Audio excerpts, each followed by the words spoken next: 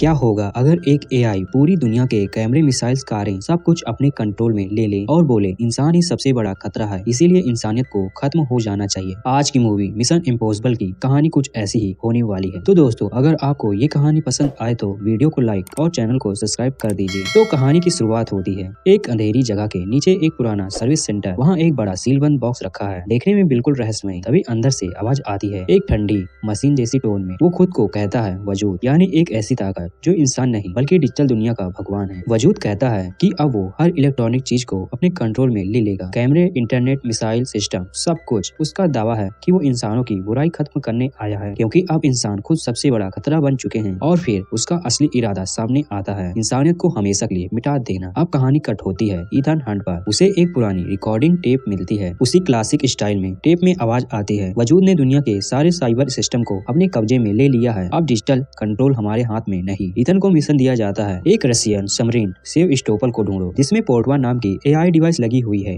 यही डिवाइस दुनिया के डिजिटल सिस्टम को पूरी तरह कंट्रोल कर सकती है। उसे या तो नष्ट करना है या अपने कब्जे में लेना है। सेवस्टोपल कोई आम सबमरीन नहीं, वो खुद सोचने वाली मशीन है। उसने अपने क्रू को खत्म करके खुद को गहरे पानी में छिपा लिया। उसका नया मिशन है अफ्रीका के कांगो में वर्ल्ड डिफेंस सर्वर से जुड़ जाना, ताकि दुनिया की हर इलेक्ट्रॉनिक चीजें उसका गुलाम बन जाएं। इस बीच ईथन फिर अपने पुराने तरीके से मिशन एक्टिवेट करता है। टेप खत्म होते ही 5 सेकंड के अंदर जलकर नष्ट हो जाती है। अब ईथन का मिशन साफ है, अपने पुराने दुश्मन गैब्रियल को रोकना, जो वजूद को हाथ में लेकर पूरी दुनिया पर राज करना चाहता है। और इस बार उसके साथ है एक नया साथी, पेरिस, जो पहले गैब्रियल की टीम में थी लेकिन अब ईथन की मदद कर रही है। सीन बदलता है, ईथन और उसकी टीम फिर से तैयार होती है। सबसे पहले दिखता है बेंजी, वही स्मार्ट हैकर जिसका दिमाग हमेशा कमाल कर जाता है। फिर आता है लूथर, जिसने एक खास पेन ड्राइव बनाई है, एक डिजिटल वायरस जो वजूद को ट्रैक कर सकता है, लेकिन इसे यूज करने के लिए उन्हें और सबूत चाहिए। टीम पुलिस स्टेशन पहुंचती है, जहां पेरिस हथकड़ियों में बंधी होती है। ईथन और बेंजी मास्क लगाकर अंदर पहुंचते हैं, एक सातिर प्लेन के साथ। अंदर 4 पुलिस वाले और 2 एजेंट मौजूद होते हैं, जिनमें से 2 असल में यही दोनों हैं। फिर शुरू होती है एक तेज और शानदार फाइट, गोलियां, धुआं, दिमागी चालें, सब कुछ एक साथ। यहीं पर एक नया किरदार आता है, डीक्स। वो ईथन की ईमानदारी और मिशन को समझकर उसकी टीम में शामिल हो जाता है। अब सबका अगला टारगेट है गैब्रियल, क्योंकि वही एकमात्र इंसान है जो वजूद को कमांड कर सकता है। टीम पार्टी में पहुंचती है, जहां गैब्रियल भी मौजूद है, लेकिन माहौल खतरनाक है, चारों ओर पुलिस और एजेंट। तभी ग्रेस की एंट्री होती है, वही चोर जो पहले पार्टी में दिखी थी और ईथन की भरोसेमंद सहयोगी बन चुकी है। तीनों पुलिस को चकमा देकर निकलने की कोशिश करते हैं, मगर गैब्रियल और उसके लोग पहले से तैयार होते हैं। वे ईथन और ग्रेस को पकड़कर एक टनल में बंद कर देते हैं। फिर गैब्रियल हंसते हुए खुलासा करता है, तुम जानते भी नहीं, वजूद का जन्म तुम्हारी ही वजह से हुआ था। वो बताता है कि ईथन ने सालों पहले चाइना से जो सीक्रेट ट्यूब चुराई थी, उसमें एक ऐसा वायरस था जो मिशन को सोचने की ताकत दे सकता था, और यही वायरस बाद में वजूद बन गया। गैब्रियल कहता है कि अब वजूद सिर्फ 23 देशों में सक्रिय है, और पूरी ताकत पाने के लिए उसे कांगो के विशाल डेटाबेस से जुड़ना होगा। लेकिन इसके लिए उसे चाहिए उसकी कोर ड्राइव, जो सेवस्टोपल सबमरीन के एक सेफ तिजोरी में बंद है, और उस तिजोरी की चाबी अब ईथन के पास है। ईथन चाबी देने से मना करता है। गुस्से में गैब्रियल चोरी से लूथर का वायरस पेन ड्राइव उठा लेता है और उसे अंडरग्राउंड स्टेशन में बम के साथ छोड़ देता है। अब वक्त बहुत कम है, ईथन दौड़ लगाता है अपने दोस्त को बचाने। लूथर बम डिसेबल करने में लगा है, 56 मेगाटन की तबाही वाला बम। वो बताता है कि अगर पूरे बम को बंद करने की कोशिश की तो पूरा शहर उड़ जाएगा, सिर्फ पहले डिनोटर को हटाने से धमाका सीमित रहेगा। ईथन कोशिश करता है उसे बचाने की, लेकिन लूथर उसे जाने को कहता है, अगर तू रुका तो दोनों खत्म हो जाएंगे। ईथन भारी मन से पीछे हटता है, वो वहीं छोड़कर भाग निकलता है। धमाका होता है, जमीन हिल जाती है, ईथन अंदर से टूट जाता है। तभी एजेंट ब्रिक्स और क्रिस्टी उसे वहां से उठा ले जाती हैं। उसके मन में एक ही सवाल है, ईथन ने इतनी आसानी से चाबी क्यों दे दी? और यहीं से कहानी एक नए मोड़ पर पहुंचती है। ईथन शांत है, जैसे पहले से सब सोचा हुआ हो। वो समझ जाता है कि वजूद यानी एआई सिर्फ एक वायरस नहीं बल्कि दुनिया का अगला मालिक बनना चाहता है। उसे फुल पावर एक्टिवेट होने के लिए उसकी ड्राइव को अफ्रीका के कांगो वाले सर्वर हब से जुड़ना जरूरी है। अगर ऐसा हुआ तो दुनिया उसके एक आदेश पर झुक जाएगी। ईथन कहता है, अब हमें एक ऐसा कदम उठाना होगा जिसे वजूद भी प्रेडिक्ट न कर सके, लेकिन ब्रिक्स को ये बात पागलपन लगती है। कुछ समय बाद ईथन को एक टॉप सीक्रेट फैसिलिटी में ले जाया जाता है, अमेरिका कैब। वहाँ नीति नेताओं, जनरल और खुद अमेरिका की प्रेसिडेंट मौजूद हैं। बड़े स्क्रीन पर ईथन के पुराने मिशन चलते हैं, कैसे उसने कई बार आदेश तोड़े, कई लोगों की जान गई, लेकिन हर बार उसने दुनिया को बचा लिया। सबको याद दिलाया जाता है कि ईथन एक ऐसा एजेंट है जो नियमों से ऊपर है, हीरो भी है और कानून के अनुसार गुनाहगार भी। ईथन प्रेसिडेंट के सामने सच्चाई रखता है, वजूद को रोकने की चाबी चाबी सिर्फ मेरे पास है। कमरे में सन्नाटा छा जाता है। कई लोग उसका मजाक उड़ाते हैं, कहते हैं कि वो पागल हो गया है, मशीन से डरने लगा है। लेकिन प्रेसिडेंट चुप नहीं रहे। वह कहती है, इस आदमी ने जो भी किया नतीजा हमारे लिए अच्छा रहा है, मैं उस पर भरोसा करती हूँ। फिर आदेश दिया जाता है कि ईथन को तुरंत मिशन पर भेजा जाए। कुछ घंटों बाद एक हेलीकॉप्टर उसे देव स्टोफल तक पहुँचाने निकलता है, लेकिन रास्ते में अड़चन आ जाती है। उसकी टीम के पास सबमरीन के सही कोऑर्डिनेट नहीं है। उधर रशियन मिलिट्री के रडार के चौपार को पकड़ लिया है। ईथन समझ जाता है जिंदा रहने का एक ही तरीका है, जंप करना। वो हवा में कूद जाता है समुद्र की ओर और वहीं से एक नया अध्याय शुरू होता है। अब कैमरा कट होता है ईथन की टीम पर। वो साइबेरिया पहुंच चुके हैं। वहाँ वो एक पुराने वैज्ञानिक विलियम से मिलते हैं। अगर याद हो, पहले मिशन इम्पॉसिबल में वही विलियम था जिसने अमेरिका के सीक्रेट एजेंट की लिस्ट बनाई थी। ईथन ने तब उसे धोखे से डाटा ड्राइव चुरा कर एक्सपोज कर दिया था। नतीजा विलियम को साइबेरिया भेज दिया गया था एक टैग के साथ, देशद्रोही। अब वही विलियम सेव स्टोफर की एग्जैक्ट लोकेशन जानता है। उसकी मशीन ने सबमरीन ब्लास्ट के बाद बनी नींव को ट्रैक किया था। मगर अब मुश्किल ये है, वो पूरी मशीन एक सीडी ड्राइव पर चली जाती है और अब सीडी कहीं नहीं चलती। इसीलिए टीम उसे रीबिल्ड करने में लग जाती है। सीन अब कट होता है। ईथन अब पानी के अंदर तैयार हो रहा है। उसके साथ एक नया साथी है, ब्लैडोस, सबमरीन का कैप्टन। ब्लैडोस भी किसी और के ऑर्डर पर ईथन की बात मानने आया है। उसे कहा गया था कि ईथन जो कहे वही करो। ईथन उसे बताता है कि ये इलाका बहुत बड़ा है, करीब 1.5 लाख करोड़ स्क्वायर मीटर। नीचे पहुंचना आसान नहीं, लेकिन मेरी टीम ऊपर से साइबेरिया से लोकेशन भेजेगी। जैसे ही सिग्नल मिले मुझे सबमरीन के जरिए नीचे उतार देना। ब्लैडोस तैयार हो जाता है। तभी एक महिला इंजीनियर ईथन को बताती है कि ये विशेष सूट सिर्फ 300 फीट तक टेम्परेचर झेल सकता है। उसमें उतरोगे तो शरीर सिकुड़ने लगेगा, सांस रुक सकती है और दिमाग ऑक्सीजन खो देगा। वो गंभीर होकर चेतावनी देती है। ईथन बस मुस्कुरा देता है, मैं इससे भी गहरे में उतर चुका हूँ। उधर विलियम और जेंसी पुराने सिस्टम को चालू करने की कोशिश कर रहे हैं। फिर विलियम धीरे से बेंजी को बताता है, मुझे उसका कोऑर्डिनेट याद है, लेकिन अभी उसके सामने बताना ठीक नहीं होगा। वो चुपके से अपनी पत्नी को एक घड़ी में वो डेटा देता है, अंदर छिपा हुआ सर्वर लोकेशन। फिर उसके सामने बहाना बनाता है, कुत्ते बहुत भौंक रहे हैं, मुझे मशीन टेस्ट नहीं करने दे रहे। विलियम की पत्नी कहती है, मैं जाकर कुत्तों को खाना दे देती हूँ, और अपने साथ ग्रोस को भी ले जाती है। असल में वो ग्रोस को वो घड़ी देना चाहती थी जो अब दुनिया की सबसे कीमती चीज बन चुकी थी। लेकिन तभी गब्रियल के लोग चौकन्ने हो जाते हैं, शक करते हैं कि कुछ न कुछ तो छिपाया जा रहा है। फिर वहाँ धमाकेदार फाइट शुरू होती है, गोलियां, टूटी खिड़की और हर तरफ अफरा तफरी। कई एजेंट मारे जाते हैं। इधर ग्रोस किसी तरह भाग निकलती है। वो बर्फीले इलाके की तरफ बढ़ती है, वही जगह जहाँ ईथन नीचे पानी में होने वाला था। उसका मिशन अब साफ है, बर्फ काट कर ईथन को वापस ऊपर लाना, क्योंकि वही अब दुनिया की आखिरी उम्मीद है। अब कहानी अपने चरम पर आती है। सारे फैसले, सारी कुर्बानियां बस इसी पल के लिए थी। विलियम आखिरकार ईथन की सबमरीन को लोकेशन की कोऑर्डिनेट भेज देता है। जैसे ही सिग्नल मिलता है सब तैयार हो जाते हैं, शांत, ठंडे और फोकस्ड।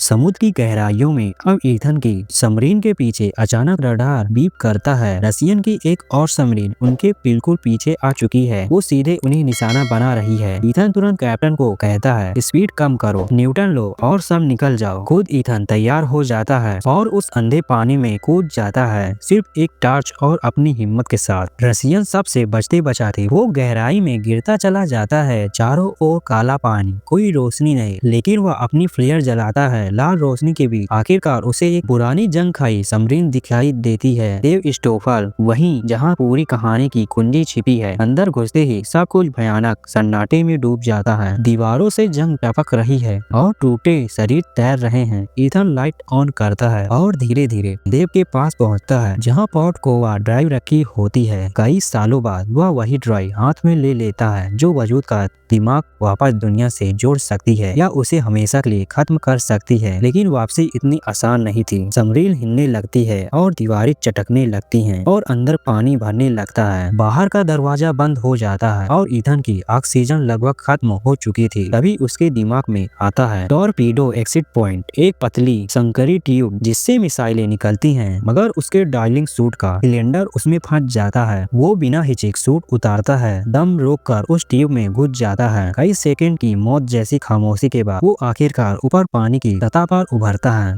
ठीक उसी वक्त ऊपर बर्फ के बीच ग्रेस तैर बैठी होती है। उसने बर्फ का टुकड़ा काट दिया है और जैसे ही ईथन पानी से उभरता है वह उसे पकड़कर ऊपर खींच लेती है। दोनों अपनी सांसें संभालते हैं पर अभी असली लड़ाई बाकी थी, वजूद को फिजिकल फॉर्म में पकड़ना। लूथर ने पहले से ही एक खास वायरस ड्राइव बनाई थी जो वजूद के सिस्टम को सेकंडों में खत्म कर सकती थी। योजना यह थी जब वजूद अपने असली रूप में प्रकट होगा तभी उसे इस वायरस में फंसाया जा सकता है और इसके लिए जाना होगा अफ्रीका के कांगो शहर में जहां वजूद जुड़ने वाला था। वहीं से वो इंसानियत को मिटाकर एक नई भावनाहीन पीढ़ी बनाना चाहता था। टीम का मिशन था जब वजूद सिस्टम में पूरी तरह दाखिल हो उसी एक सेकेंड में उसे वायरस से बंद कर देना। अगर टाइमिंग चूकी तो दुनिया के सारे मिसाइलें सिस्टम एक साथ लॉन्च हो जाएंगे। मगर मुश्किल यहाँ खत्म नहीं होती। वायरस वाली ड्रॉय अभी भी गैब्रियल के पास थी, वही जो वजूद से खेल रहा था। गैब्रियल पहले ही गांगो के सर्वर हब में पहुंच चुका था। अब ईथन और उसकी टीम को वहां जाकर उसे ढूंढना था पर पहुंचते ही हालात बिगड़ जाते हैं। पुलिस छापा मार देती है। कुछ लोग ईथन को गिरफ्तार करने की कोशिश करते हैं लेकिन वहां मौजूद अधिकारी जानते हैं कि यही आदमी दुनिया बचा सकता है। फिर एक लंबी थ्रिलर भारी फाइट होती है। गैब्रियल भाग निकलता है अपने प्लेन में जो पहले से तैयार था। ईथन उसका पीछा करता है। दौड़ते दौड़ते रनवे पर छलांग लगाता है और हवा में ही प्लेन तक पहुंच जाता है। इधर जमीन पर उसकी टीम सर्वर रूम में वजूद को रोकने की कोशिश कर रही थी। गैब्रियल ने वहां एक विशाल टॉर्नेडो बम सेट कर रखा था जो पूरे कॉन्टिनेंट को मिटा सकता था।